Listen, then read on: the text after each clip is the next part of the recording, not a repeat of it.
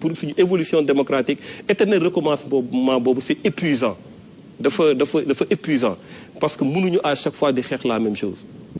et ci loolu muy F24 bi nga xam ne ci nga bokk depuis longtemps ñu ngi taxaw bokk na ci li nga xam ne moom la ñu tënk non à cette troisième candidature mais ci lan ngeen koy teg ci yan bànqaas parce que de plus en plus ñuy dem de plus en plus quand même cette troisième candidature du président de la Macky Sall se précise et boobu ba tey à part cette manifestation pacifique bi ngeen fi defoon amatul benn acte boo xam ne posé ngeen ko ci yan mécanisme ngeen di taxaw pour contrer cette troisième candidature. D'abord il faut comprendre que nous sommes dans une démarche préventive du ma tuddee démarche préventive mooy que ni moom waxagul carrément que dafay nekk candidat te amagul aussi acte buy war a ne mu déposer dafay war a nekk candidat mais même malgré ça dañu jël suñu matuwaay avant même loolu di am moo tax ñu regroupé wu autour de F24 ak bien entendu il y a d'autres points mais regroupement boobu tey sooy xool c'est des forces vives de la nation ñoo xam dañu bokk société civile ñi bokk ci opposition bi wala les oppositions parce que opposition yi ku si ne ak taxawaay bi ñu ci am donc ñoom ñëpp dañu dajaloo ne lii d'accord ñu ci dañu taxaw pour xeex ko maintenant aujourd'hui ce qui est clair mooy on va s'adapter on suit de très près l'évolution de cette situation lum si jaar pour ñu def ko autour de au sein de F24 on le fera mais de toutes les façons lu ñuy waxtaanee la entre nous pour que loolu mu bañ a am mais li si gën a am solo mooy déjà ñu mën a expliquer Sénégalais yi que le président Macky Sall amul droit def troisième mandat moo tax su ñu ñëwee naan oui conseil constitutionnel moo war a trancher et cetera non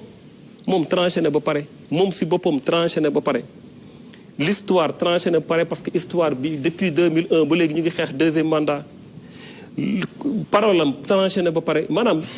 concours de circonstances yëpp yu ñuy dundee actuellement tranché na ne pour que moom warul def deuxième mandat maintenant jël affaire bu ko wekk ci conseil constitutionnel être dans du juridisme wala xool nu ñuy wëlbatee affaire yi non c'est pas le conseil constitutionnel qui décide c'est le peuple sénégalais qui doit décider et le peuple sénégalais a eu la promesse du président Macky Sall avant ñu koy élire en 2019 que mandat bii mooy son dernier mandat na respecter sa parole lu mu ko jaral na leen ko est-ce que loolu mënul ñu dugal ci violence boo xamante ne on va encore compter des morts. non ñun nekkuñu ci violence man ku may dégg xam ne nekkuñu ci mbirum violence mais dama ne encore une fois lu ñu mën a def en termes de stratégie pour que candidature am du jàll on le fera c'est clair et loolu pour man c'est de bonne guerre en réalité suñ doon xeex tey problème question troisième mandat dañu waroon compter toujours à nos côtés le président Macky Sall mais bu leen fàtte le président Macky Sall yor na maire gàddu téye ko ne day dem fanaani place de l'Obélisque bu leen fàtte action yu mu def yëpp pour affaire troisième mandat bu leen fàtte t-shirt yi ñu defoon di ko sol famille am di ko sol ñeneen di ko sol non au troisième mandat mais fàtte xaju fii lan moo war a tax tey ñu mën a changer complètement d'avis. Et justement qu'est-ce qui fait que les politiques renient leurs paroles même si yeggaguñu ci de manière officielle mais mi ngi teg rek ay jéego mais politique yi au Sénégal kaddu boo xam ne dañu koy wax après muy dañaat un combat bu ñu xeexoon après le lendemain il se range de l'autre côté pour nangu loolu beneen yoon encore ñu dem weddiwaat ko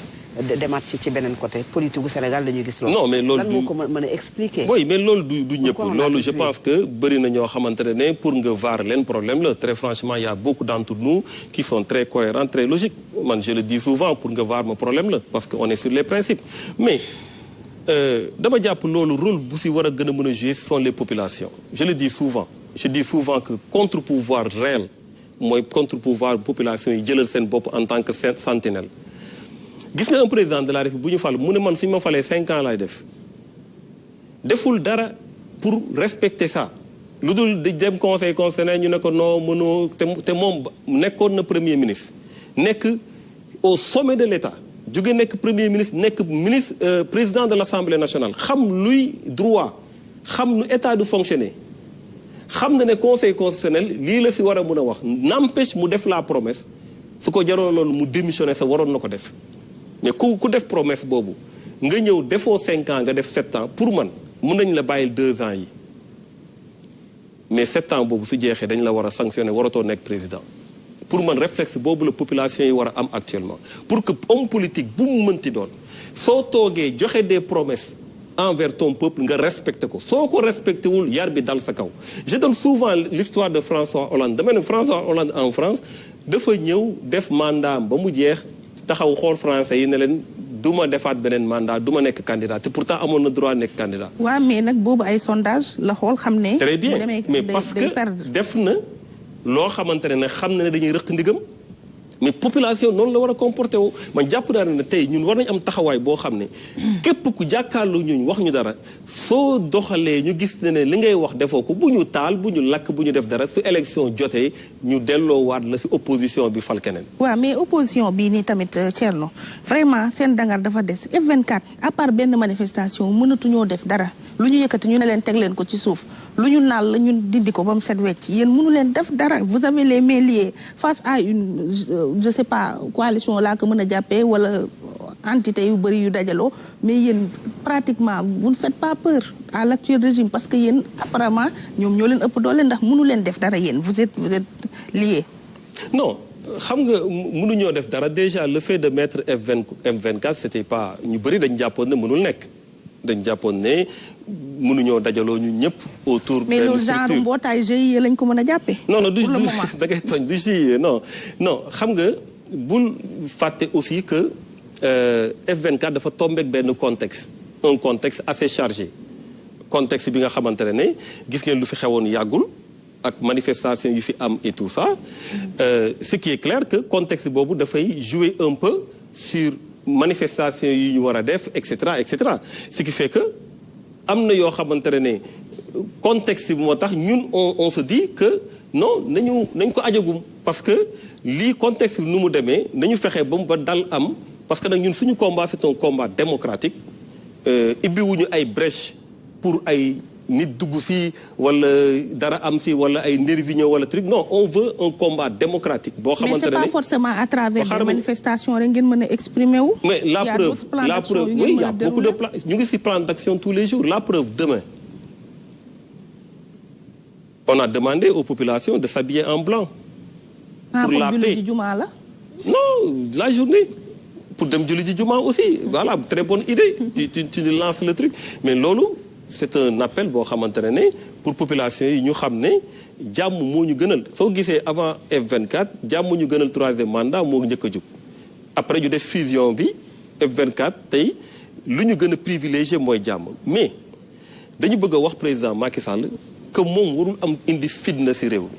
fitna di si ñun lañ koy xoolee si moom lañ koy gisee par rapport ak décision yu mu nekk di jël actuellement moo tax on a décidé ça mais chaque fois ñu ngi am plan d'action fii may wax ak yow parallèlement au dialogue du président Macky Sall il y a un dialogue avec le peuple au sein du F24 dialogue boo xamante ne tey waxtaan ci questions yoo xam c'est des questions centrales avec le peuple donc chaque fois ñu ngi def ay plans d'action maintenant comme ni ma la ko waxee il y a beaucoup de questions yoo xamante ne su jotee bien entendu on va s'adapter par rapport à la situation. mais au même moment ñoom ñu ngi dialoguer ba dinañu jëkkati seeni conclusion jébbal ko président samedi am na 12 points yoo xam ne am nañ ci accord ñeent yi ça revient mooy personnalité neutre bi organisé bañal nañ leen ko lu jëm tam ci bulletin unique kenn xalaatu ko ak it lu jëm ci li nga xamante ne mooy cumul chef de l'État chef de parti yooyu c'est en suspens tout comme li nga xam ne moo concerne détenus politiques yi kon apparemment ce dialogue là c'est comme toujours et c'est la majorité qui déroule comme d'habitude. non ce n'est pas en tout cas te bu ñu paree dañ koy appliquer te yéen ñëpp. ce n'est pas en tout cas notre dialogue c'est sur mais autre chose. ça va vous concerner maintenant non je suis d'accord. ça va nous concerner si c'est appliqué parce qu'il y a deux filtres il y a le filtre du président qui va arbitrer comme d'habitude il y a le filtre de l'Assemblée nationale parce que loo fi mënti jël comme décision si càppaa ndaw ga il faut nga dem Assemblée nationale pour ñu voter ko donc fu mu toll nii mënaguñu wax ne décision am na li am mooy dialogue am na ay points yu ñuy d'accord am na points yu ñuy d'accordul ñun bokk nañ si ñuy invité si dialogue bi demuñu si dialogue bi pour la simple raison d'ailleurs si j'évoque les raisons ça donne l'impression que je m'inspire de la situation actuelle parce que raison yu taxoon ñëwuñu moom moo xew tey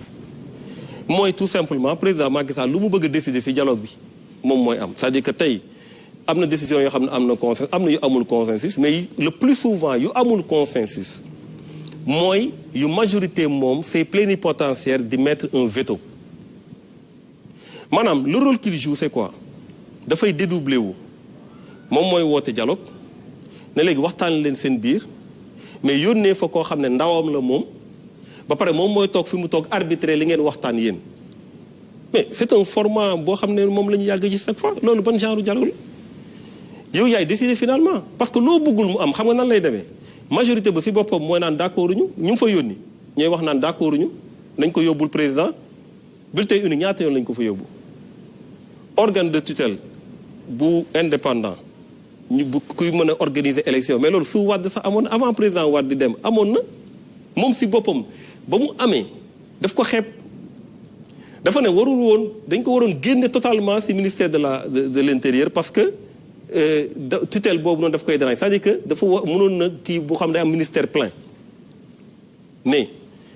daf ko kaas c'est-à-dire que qui peut le moins peut le plus ku mën a kaas loolu kay xanaa nga indi ñu sax loolu au moins mais loolu sax nga doon kaas indiloo ñu ko donc lépp loo xamante ne mu ngi si wax le cumul poste chef de l'État chef de parti bañaan na ko aussi bañaan nañ ko comme d'habitude donc lépp lu musoon bañ ba muy dialoguer ba léegi da koy bañ lu muy nangu mooy lu mu nangu au préalable maanaam xam na dialogue bi lan fan la jëm xam na nan lan lay joxe acté na ko ba pare maintenant il crée benn simulacre de dialogue wala mu créer comment dirais-je encore mu formaliser du moins ses décisions à travers un format bi nga xam ne il peut s'impliquer loolu li muy firndeel également mooy il est fort face à vous en quelque sorte